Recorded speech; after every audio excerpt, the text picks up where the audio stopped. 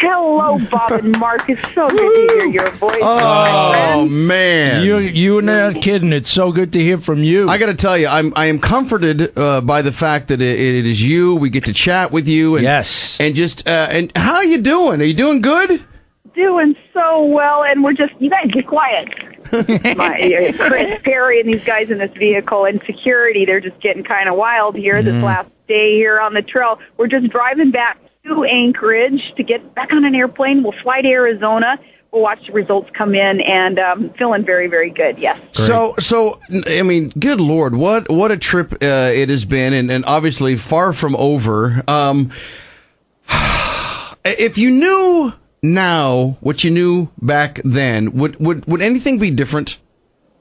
You know, I wish that there would have been a way early on to start straightening out the media reports of my record and Alaska's record, because there were a lot of things that were so skewed and so screwed up in terms of what Alaska has done, what I've done as governor, that was reported in mainstream media that they never let us correct, and that got frustrating. So I would sure have tried to undo some of that earlier on. But otherwise, you know, other than that, it's just been 99.9% amazing, wonderful, so good for Alaska. We have sent a pro-Alaska message all across this great country, and it came right back at us. It was amazing to see this Alaskana spirit that was really exemplified and illustrated in every rally we were at. People waving an Alaska flag or wearing their Alaska hats that they'd order online real quick so that they could have them in time for the rally. People just recognizing that Alaska is so unique, so special, has much to contribute, and I think this has all been good for our great state. Yes, I think that's one of the great benefits for us, having you out there as an ambassador to Alaska, and having the rest of the country now seeing the real Alaska and what we're all about, and getting rid of those myths, you know, shattering all those crazy myths out there, and now people understanding the importance of our great state. You know, that, but also now I think that there is a greater responsibility for Alaska also. As we have been talking about, you know, our desire to be more sufficient, self-determined, and our state having such huge potential to contribute more to the rest of the U.S. in terms of resources and just in terms of all that Alaska has to offer. And I think that we're going to really have to live up to that at this point, which is awesome opportunity for this state, where jobs are going to be created. People are going to be able to progress in this, because we will have some open doors now. And here again, I think that this has been a very positive trip for this great state. You know, Governor Palin, you know, Mark and I, we know you, and you've got a great sense of humor, and you've always been one of those people that's kind of shrugs off, you know, the detractors and the things that they've said to you. But how often during this campaign, if you just wanted to go face to face to somebody, just pop them one? A few times in the media there, when, you know, Bob and Mark, it's like they did not want to hear the truth. When I would talk to them about Troopergate or Tasergate and trying to assure them, hey, we didn't do anything wrong. My goodness, my husband did what any father or husband would do who was fearing for his family's safety. He went and talked to the public safety commissioner, and media not wanting to hear truth on that. And then today, of course, vindication, man, that's the greatest victory. But then, too, the shots about you know, my record, like that I tried to ban Harry Potter before Harry Potter was even written, and the old question that in some media outlets it never has been corrected, who is Trig's real mom? Just some really stupid things that went on there. Yeah, those were times where I walked away just so disappointed in the state of journalism today. So much has changed since I got my journalism degree a couple of decades ago, and there was some disappointment there. Well, you know, the thing, I was watching one of the really left channels, and Keith Olbermann, that guy, yesterday he goes on and on about all these accusations that were false. I bet you he doesn't mention one word about you being exonerated today. You know, that's not going to make his docket. I was watching it yesterday, and as it flashed as a news item, you know, across the scroll, that, you know, you were vindicated, and, you know, nothing wrong to see there. Right, sure. And he just kept going. Right. Never made a mention of it. While the graphic was up on the screen, he just kept going. And you know what I thought was amazing is, what I have learned in journalism, And we are part of that, but you know what? I think we do a better job of it than a lot of people do. You can say anything about anybody as long as you attribute it to somebody that wants to remain anonymous. Right. Oh, yeah, that's a scary state of journalism there. And then, of course, in the world of the blogosphere, where so much is based on, they allow for a hard news source, again, like you're suggesting, from an anonymous source on a blog somewhere, some kid in his pajamas sitting in his parents' basement down on his computer, gossiping or just being typed into a blog, and then they use that as a hard news source. That does not bode well for the state of journalism today. And I think there was something I could do about that to help too, because I have great respect for what journalism is supposed to represent, and that is a cornerstone of our democracy. We provide the checks and balances that our elected officials and the electorate need. So it's got to be cleaned up. Otherwise, for the sake of reporters and all those in media, the credibility will be eroded more and more as more Americans just get really sick and tired of the opportunities that they know that the media has to correct untruths and misrepresentations, and yet they don't take the opportunity to just state the facts, who, what, where, when, why, and then let us decide. Right.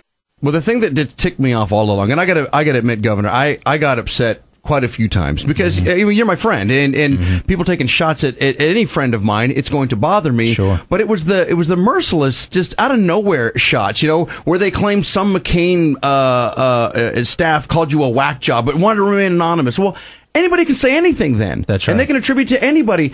It just irritates me, and I think that you handled yourself so great and so gracious. And, to go on Saturday Night Live, did you actually get to talk to Tina Fey off camera and say anything to her?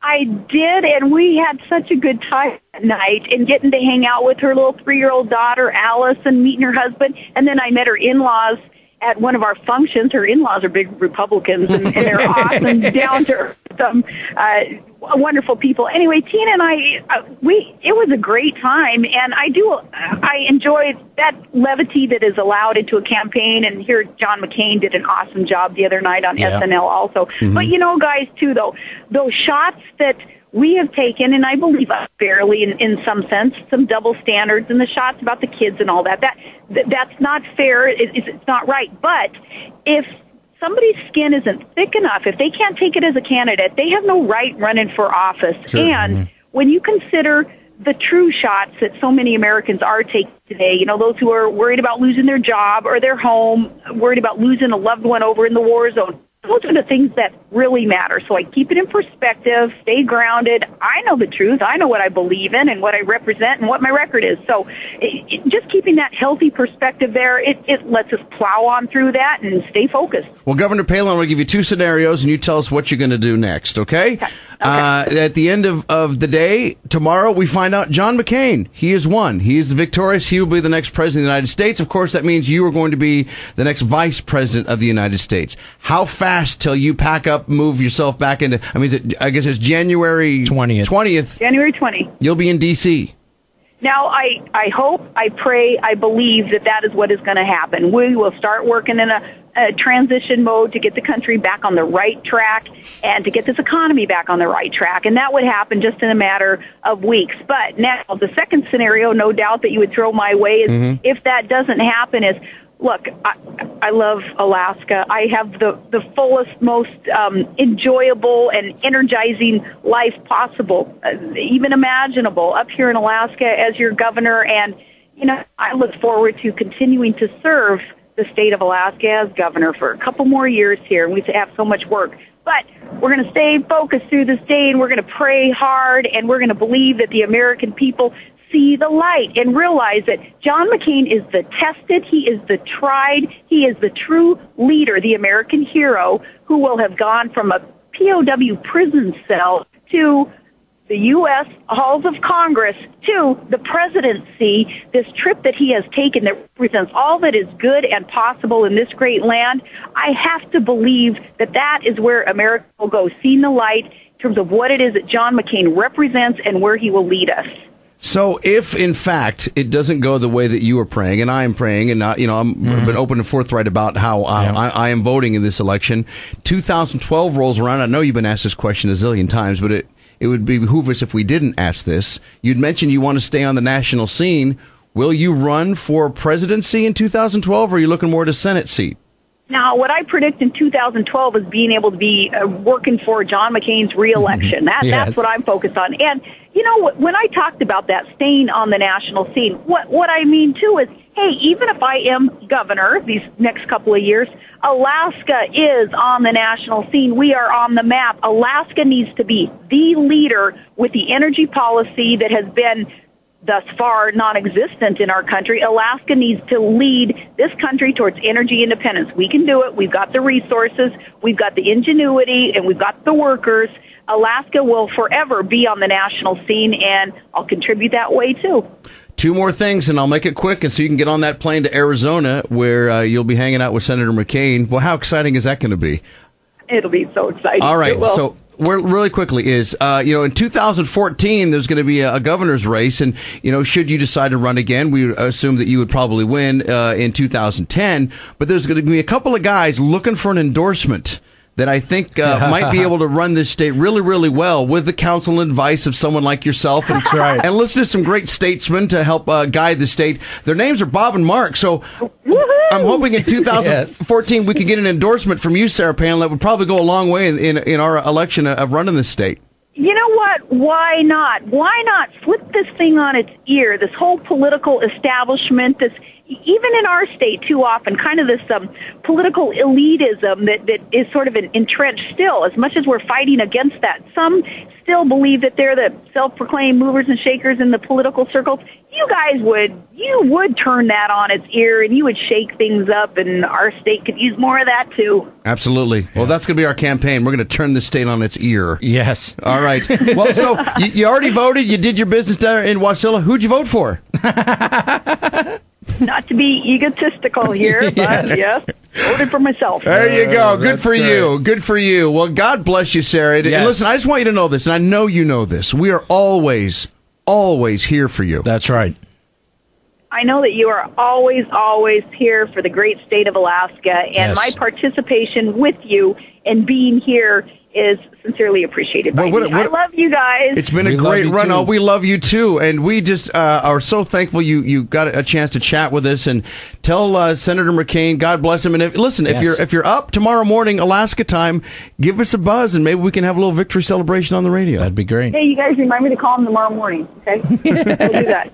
All right, we will do that. We love you guys. God bless you. We love you too, Governor. All right, be safe. All right. Be safe. Bye. Fly safe. Right. Tell Chris Perry I love her. Okay, Chris Perry, they love you. Bye. Bye. Bye. That's Governor Sarah Palin.